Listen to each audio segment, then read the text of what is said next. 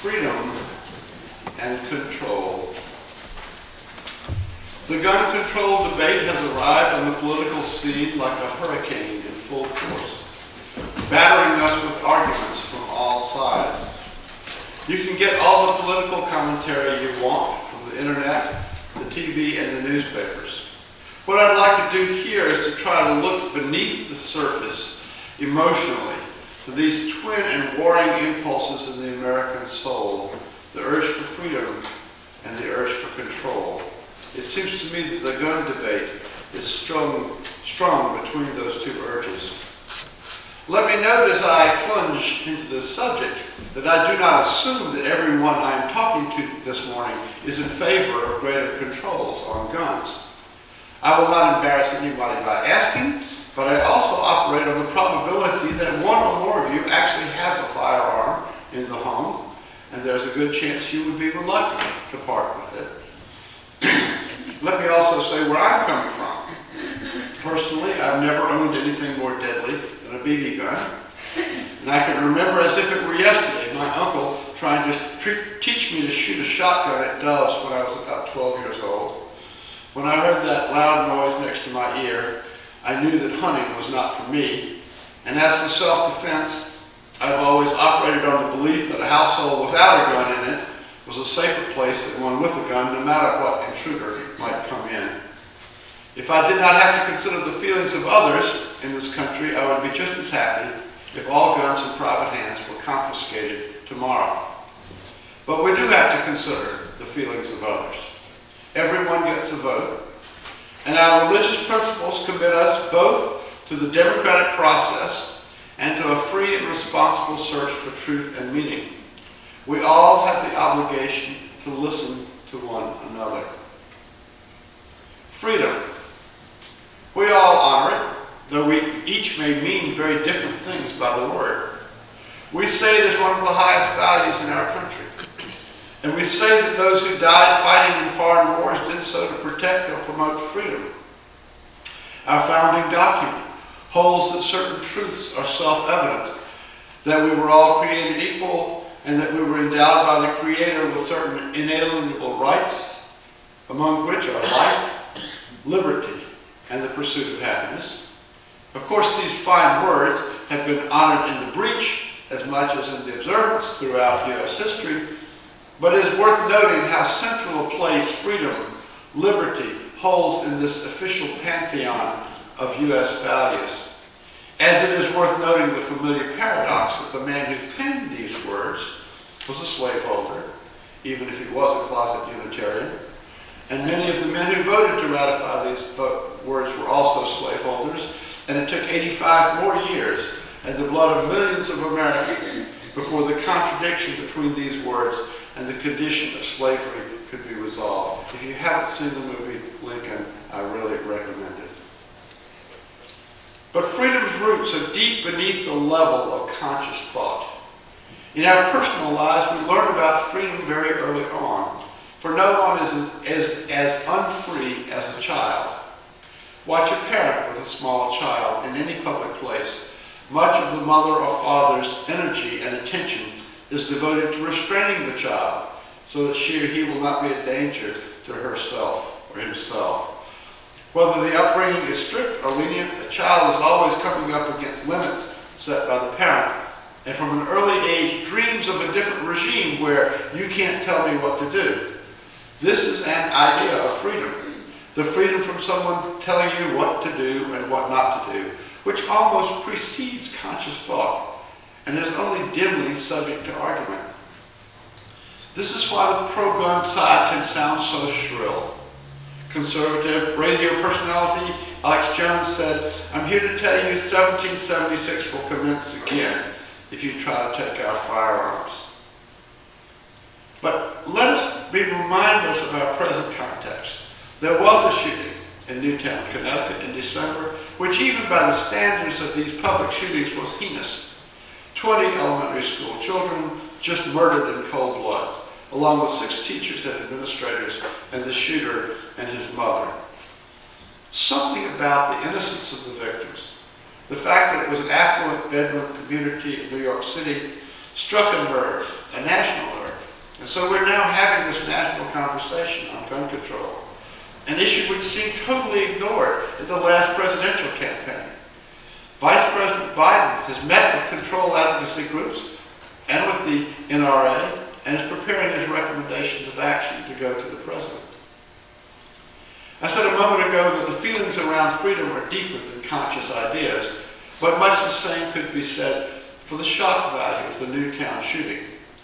Evolution has given us, for obvious reasons, strong instinct to protect babies and young children. If you look at the human animal in the context of all other animals, what immediately stands out is that humans take a longer time to develop.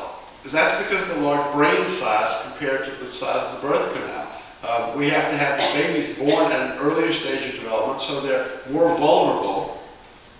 Therefore, in order to survive, evolution has imbued us with these strong protective instincts. Those whose adults didn't have strong protective instincts for the children, didn't have children that survived to carry their genes forward in the gene pool. So, none of us was there at Newtown, and few of us have seen pictures of the massacre, but we don't need to. The protective instincts are so strong that just hearing the facts of the case gives me, and I suspect most of you, a sick feeling. That is the kind of feeling to make you resolve that you have to do something as a rational adult to lessen the chances of this happening again. And there's where your impulse to control guns comes up against the gun owner's freedom to own one. There's a lot of hokum going on about the Founding Fathers and the Second Amendment. When you look at history, you see that the tension between freedom and control over firearms is older than the Republic.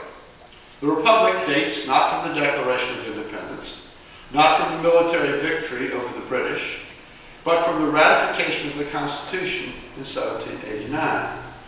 Between the Revolution and the Constitution, the 13 colonies lived under the Articles of Confederation, which were not very satisfactory in a lot of ways. One of the principal drawbacks was that there was no national defense, and that was pointed out by an incident. One of the big events that moved public opinion towards the need for a stronger national government took place right here in Massachusetts in 1786. A group of farmers and Revolutionary War veterans, squeezed by unemployment and taxes, rose up and tried to shut down the courthouse in Springfield to prevent legal proceedings which could have thrown them off their land. The Continental Army having been disbanded, there was no federal force capable of putting down Shays' Rebellion, as it was called, and it fell to a private militia organized on the spot by the Commonwealth of Massachusetts to restore order. To many, this pointed out the need for a strong central government, a government which would have a monopoly on the military force. The faction seeing a need for a strong central government was called the Federalists, and those opposing them were called the Anti-Federalists. In the ensuing effort to craft the Constitution, the Federalists had the votes in the convention and most of the state legislatures, and ultimately prevailed. The new Constitution gave the federal Congress the power to declare war and to provide for an army and a navy, and made the president the commander-in-chief of all military forces.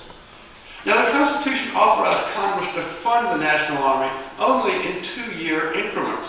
There was a tremendous suspicion of having a standing army. But it also allowed state militias to continue, and Congress could call, quote, forth the militia to execute the laws of the Union, suppress insurrections, and repel invasions, so that Congress could federalize the state militias in order to put down a rebellion. In place of a standing army, in other words, the Constitution envisioned a national as well as a state militias, all under the overall control of the federal power. Many of the Anti-Federalists had said they wouldn't support the new Constitution unless they were also given a Bill of Rights. Many of the states by this time had state constitutions, which did contain bills of rights, enumerating the rights of the citizens which government could not take away. 2 of the states provided for the individual right to keep arms for self-defense, and some allowed firearms for hunting, and most allowed the keeping of arms for use in the state militias. After the Constitution was ratified, the Congress set about drafting a Bill of Rights. But it did not use any of the language from the state constitutions about an individual right to keep arms in self-defense or for hunting, nor did it adapt any of the provisions suggested by the Anti-Federalists which contained such language. Rather, it drafted the Second Amendment, which would ratify it in the exact language it was proposed, quote, "A well-regulated militia being necessary to the security of a free state, the right of the people to keep and bear arms shall not be infringed," unquote. Give me that again. The Second Amendment reads in its entirety, "A well-regulated militia being necessary to the security of a free state, the right of the people to keep and bear arms shall not be infringed." For the first 215 years of its existence, courts considering this provision ruled that it had nothing to do with an individual right to keep firearms. It would have made no sense, in light of the recent trauma of Shays' Rebellion, to enshrine in the new Constitution a right to armed rebellion, basically, against the fledgling democracy. It is true that Thomas Jefferson, upon hearing of Shays' Rebellion while he was still in France, wrote his famous lines about the Tree of Liberty being watered occasionally with the blood of tyrants. But George Washington, who later put down the Whiskey Rebellion as president, saw it as imperative that there be a strong central government to put down uprisings such as this, and he said in a letter to a friend, quote, "Let us have a government by which our lives, liberties, and properties will be secured, or let us know the worst at once," unquote. Freedom and control. It is inconceivable that the Federalist majority would have presented the Second Amendment to the states if they thought it enshrined a right to armed rebellion. But fast forward to the confirmation hearings in the 80s and 90s of the Supreme Court justices who now make up the conservative majority. They all swore that they would respect precedent and decide cases on the law. Justice Scalia, in particular, was a great proponent of original interpretation, trying to be faithful to the intent of the Founding Fathers in determining what constitutional provisions meant. Thus, it is at best deep irony, and at worst deep corruption, that it was Justice Scalia who turned away from the clear intent of the Founding Fathers and overturned 2 centuries of precedent to lead a 5-4 majority to rule in 2007 that the Second Amendment protected individual ownership of guns. Yet, however lacking in integrity it may have been, that decision now stands as the law of the land until changed by a constitutional amendment or by a shift on the court. But the court has not ruled that Congress is powerless to legislate at all or to regulate guns. The contours of the individual right to bear arms, which the majority has found in the Second Amendment, are still being drawn. It is doubtful that a ban on assault weapons or large ammunition clips would be ruled unconstitutional. Now, the pro-gun forces have advanced their argument in the wake of Newtown that the problem is not the guns, but people with mental illness. But as soon as you start to talk about mental illness, you again run into the tension between freedom and control. I don't know that all the shooters in the mass murder incidents of the last 5 years were certifiably mentally ill, or if they were, that they all had the same diagnosis. But even if they all had the same number in the Diagnostic and Statistical Manual, the Dewey Decimal System of mental disorders, you cannot say that anyone else with that diagnosis was more likely than not to commit mass murder. Most mentally ill people will harm no one, but possibly themselves. The criminal law presumes that humans have free will, and most of the theologies of Unitarian Universalism do also. So even if you could say that most of the people who commit mass murder are mentally ill, only a tiny proportion of the mentally ill are harmful, and there's no way to predict which one will harm people. Should any history of mental illness be a reason to deny a person permission to own a gun? Suppose the person with bipolar disorder wants to take a job driving an armored car. Should the government say, no, you can't be armed because it's part of your job? We must acknowledge that any tightening of controls on people on account of mental illness will result in a loss of freedom. Freedom and control. How to balance them.